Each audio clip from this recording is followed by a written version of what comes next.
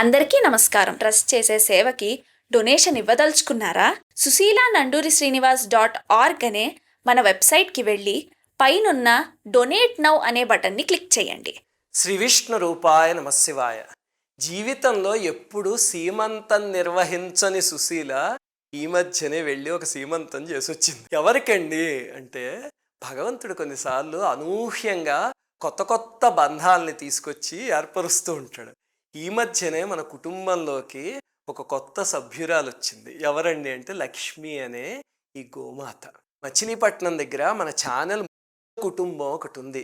మన నాగేంద్రుడును కల్పన దంపతులు, వాళ్ళిద్దరూ పెద్దముత్తేవి అని ఒక ఆశ్రమం ఉంది కదా, నేను చెప్తూ ఉంటాను, లక్ష్మణయతీంద్రుల వారి అద్భుతమైన ఆశ్రమం. అక్కడికి వెళ్ళి ఒక గోమాతను తెచ్చుకుని ఎంత ప్రేమగా చూసుకుంటారో, వాళ్ళ ఇంట్లో ఒక తల్లో ఒక కూతురో ఉంటే ఎంత అనుబంధంతో ఉంటారో అలా చూసుకుంటూ ఉంటారు వాళ్ళు ఆ గోమాతని. లక్ష్మి అనే గోమాత పేరు. వాళ్ళు ఏం చేస్తారంటే, ఆ గోమాతని ఇంటి ముందున్న ఒక చిన్న మండపం ఉంది, అక్కడ ఆలయం లాంటిది ఉండి ఒక మండపం, అక్కడ కట్టిస్తారనమాట. ఈ మధ్య గోమాత లక్ష్మి గర్భంతో ఉంది, నిండు గర్భిణి. అయితే విషయం వాళ్ళతో మాట్లాడుతున్నప్పుడు చెప్పారు. అప్పుడు ఒక రోజు ప్రదోష పూజ చేస్తుంటే అమ్మవారు ఒక సంకల్పాన్ని కలిగించారు. ఏమిటంటే, ప్రసవం లోపు ఒక గోశాలని కట్టించి తీసుకువెళ్ళి అందులో పెట్టండి ఆ గోమాతని అని. ఇంకా అమ్మవారి సంకల్పం కాదనేది ఉంది. వెంటనే మన ట్రస్ట్ తరఫున ఆ పని ప్రారంభించాము. స్తంభాలు అన్నీ పాతించి పైన ఒక షెడ్ అవి వేయించి ఒక 2 గోవులు ఒక దూడ ఉండేంత సరిపోయేలాగా చేసాం అనమాట. అంటే కేవలం లక్ష్మి యొక్క కుటుంబం కోసం మనం మన ట్రస్ట్ ద్వారా కట్టించిన మొట్టమొదటి చిన్న గోశాల, మన ట్రస్ట్ ప్రయాణంలో మొట్టమొదటి గోశాల. ఆ గోశాలలో ఫ్యాను, దోమతెర అవన్నీ సిద్ధమయ్యాక గోవుకి గృహప్రవేశం చేయించడం కోసం, సీమంతం చేయించడం కోసం సుశీల ఈ మధ్య మచిలీపట్నం వరకు వెళ్ళొచ్చింది. అసలు ఆ పల్లెటూరులో ఆప్యాయతలు, ఆ ప్రేమాభిమానాలు ఎంత గొప్పగా ఉంటాయంటే, గోమాత సీమంతము అనేసరికి ముత్తైదువులందరూ పేరంటానికి వచ్చినట్టు వాళ్ళ కూతురుదో ఎవరిదో సీమంతం అయితే వస్తారు, అంత ఆప్యాయంగా వచ్చేసారు. చాలా ఆనందం వేసింది చూసి అసలు ఆ వీడియోలు. సుశీల్ కూడా ఏం చేసిందంటే, సీమంతం కోసం చీరలు, స్వీట్లు అవన్నీ కొని అక్కడికి వచ్చే ముత్తైదువులందరికీ పెట్టాలని అవన్నీ కొని సిద్ధం చేసి పట్టుకెళ్ళింది అనమాట. మనం ఏది చేసినా వేడుకలా చేస్తాం, మీ అందరికీ తెలుసు కదా. అందుకని గోశాల బయట చక్కగా ఒక షామ్యానా వేయించి, కుర్చీలు వేయించి అవన్నీ చేసి అప్పుడు ఆ వేడుక చేస్తాం. గోశాలకి అవి కూడా రంగులు అవన్నీ వేయించి. ఈ లోపల నేను చెప్పాను కదా దంపతులు, ఆ ఇల్లాలు ఏం చేసిందంటే, ఎంతో ఓపిగ్గా తల్లి ఆ గోశాల చుట్టూ పెద్ద పెద్ద ముగ్గులు వేసింది. చూడండి ఎంత ముచ్చటగా ఉన్నాయో ఆ ముగ్గులు. ఆ తర్వాత ఒక చిన్న పాప చేత గోశాల ప్రారంభింపజేసి మొట్టమొదట పాలు పొంగించి పరమాన్నం వండి ఆ తర్వాత మన లక్ష్మిని ఆ గోశాలలోకి తీసుకొస్తే రాగానే మూత్రము పేడ 2 అంటే, ఆహా ఇది నా ఇల్లే అన్నట్టు రాయల్గా పేడ వేసేసి అప్పుడు లోపలికి వచ్చింది చక్కగాను. మాకు కూడా సంతోషం వేసింది. గోమయం, గోమూత్రం. సరే, ఆ తర్వాత ఏం చేస్తామంటే, శివయ్యకి కృష్ణయ్యకి పూజ చేసి అప్పుడు సుశీల గోశాలని ప్రారంభింపజేసింది.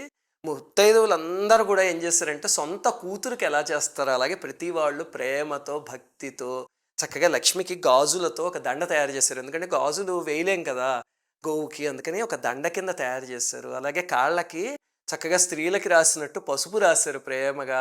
చలివిడి అవన్నీ కూడా చేసి పట్టుకొచ్చారు. కుంకుమ బొట్లు అవన్నీ పెట్టి అలంకరించారు. లక్ష్మి కూడా నిజంగా ఒక స్త్రీమూర్తి సీమంతం చేయించుకుంటుంటే ఎంత ఓపిగ్గా గాజులు వేయించుకోవడం, బొట్లు పెట్టుకోవడం చేస్తుందో అంతే ఓపిగ్గా హాయిగా చక్కగా చేయించుకుంది. సుశీల ఏం చేసిందంటే, ఒక పెద్ద కృష్ణ విగ్రహం తెప్పించింది. ఒక సిమెంట్తో తయారు చేసింది, చాలా స్ట్రాంగ్గా ఉంది అది. ఏమిటంటే, గోవుకి ఎదురుగుండా విగ్రహాన్ని పెడితే కనుక ప్రసవ కాలంలో రోజు చూస్తూ ఉందనుకోండి, ఆ తర్వాత తెలుసుగా సాక్షాత్ కృష్ణ పరమాత్మని చూస్తే ఇంకా ప్రసవం అది అద్భుతంగా జరుగుతుంది. ఆ పుట్టే సంతానం కూడా అంత పాజిటివ్గా ఉంటుంది అని. అసలు విచిత్రం, గోవుకి కృష్ణుడికి ఎప్పుడో మరి ఆ ద్వాపర యుగంలో ఆ సంబంధం ఏమిటో ఆయనకే తెలియాలి. కానీ మహానుభావుడు విగ్రహం అక్కడ పెట్టిన తెగ్గించి ఇంక గోవు లక్ష్మి ఆ విగ్రహం కేసి దూకేయడానికి ప్రయత్నం చేసేసింది. తనకు ఒక తొట్టిలో ఉంది ముందు గ్రాసం కోసం అనమాట. ఆ తొట్టిలోకి వచ్చేసి దాని దగ్గర ఒక గోడ ఉంది చూడండి, ఆ గోడ కూడా దూకేసి ఆ మూర్తి దగ్గరికి వచ్చేద్దామని ముట్టే కృష్ణుడి వైపుకి అలా పెట్టేస్తుంది. ఎంత ప్రేమో గోవులకి కృష్ణుడు అంతే. ఆ తర్వాత కొత్త చీర అవన్నీ పెట్టి ఆ తర్వాత సారె పెట్టి తినిపించడానికి ప్రయత్నిస్తే, పరమాన్నం వండాం కదా అది ఆకులో పెడితే ఆకుతో సహా తినేసింది ఆ పరమాన్నం. కాసేపు వాళ్ళందరూ కలిసి చక్కగా ఆనందంగా అక్కడ వేడుక చేసుకున్నారు. తర్వాత ఏం చేస్తారంటే ముందు ఆ మెడలో ఉన్న గాజుల దండ తీసేశారు. ఎందుకంటే ఏదైనా పగిలి పొరపాటున గ్రాసంలో కరిస్తే ప్రమాదం కదా! ఒకళ్ళు కనిపెట్టుకుంటూ ఉండి తర్వాత అది తీసేసి ఆ గాజులన్నీ తీసి వచ్చిన ముత్తైదువులందరూ పంచుకున్నారు. అలాగే అందరికీ చీర, సారె అవన్నీ చక్కగా ఇచ్చి ముత్తైదువులకి వాళ్ళని సాగనింపాం. వాళ్ళు కూడా ఏం చేశారంటే లక్ష్మిని అమ్మ అనుకుని గోమాత దగ్గర ఆశీస్సులు తీసుకున్నారు. అలాగే బిడ్డ అనుకుని నీకు సుఖప్రసవం అవ్వాలి అని ఆశీర్వదించారు. చాలా అపురూపమైన ఘట్టం అది. చూస్తే అసలు చాలా అద్భుతంగా ఉంది. నాకు వీడియోల్లో చూస్తేనే అంత బాగుంది. సుశీల వెళ్ళొచ్చింది కదా! తను చెప్తుంది అద్భుతమైన అనుభూతి అండి అసలు గోశాలలోను అని. అసలు గోవు అంటే ఏమిటండి గొప్పతనం అంటే ఏవో పురాణాలు తీసేసి, వేదాలు తీసేసి ఏమీ చూడాల్సిన అవసరం లేదు. నాకేమనిపిస్తుందో తెలుసా?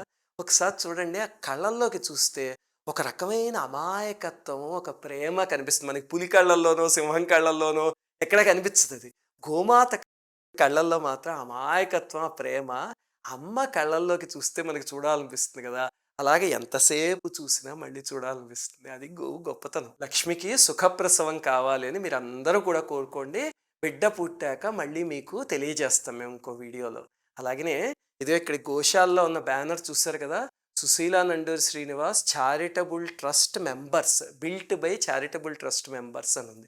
మెంబర్స్ అంటే మీరందరూ కూడా మనందరం కలిసి చేసిన గోసేవ ఇది. మనందరం కలిసి కట్టుకున్న ఒక చిన్న పొదరిల్లాంటి గోశాల ఇది.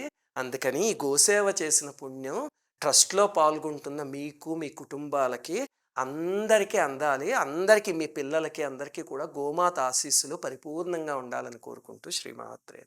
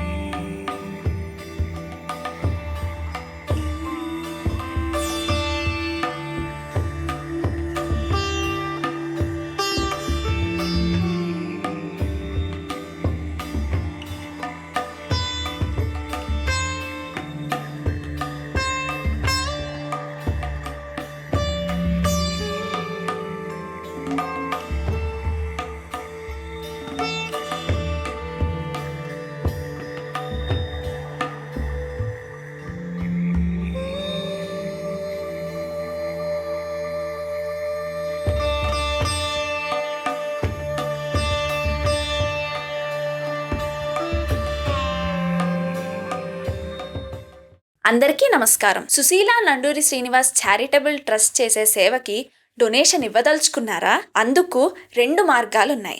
ఫస్ట్ మెథడ్, suseelananduriSrinivas.org అనే మన వెబ్సైట్కి వెళ్ళి పైనున్న డొనేట్ నౌ అనే బటన్ని క్లిక్ చేయండి. అక్కడున్న ఫామ్లో మీ డీటెయిల్స్, గోత్రం ఫిల్ చేసి డొనేషన్ ఇవ్వచ్చు. అలా చేస్తే రిసిప్ట్ కూడా ఆటోమేటిక్గా వస్తుంది. ఇన్కమ్ ట్యాక్స్ ఎగ్జెంప్షన్కి కూడా వాడుకోవచ్చు. సెకండ్ మెథడ్, మీ డొనేషన్ ఇక్కడ చూపిస్తున్న అకౌంట్ నెంబర్కి కానీ క్యూఆర్ కోడ్కి కానీ పంపించండి. సెకండ్ మెథడ్లో డొనేషన్ పంపిస్తే ఆ స్క్రీన్ షాట్ని ఈ క్రిందున్న వాట్సాప్ నెంబర్కి మీ పేరు, గోత్రంతో సహా పంపించండి. శ్రీమాత్రే నమః.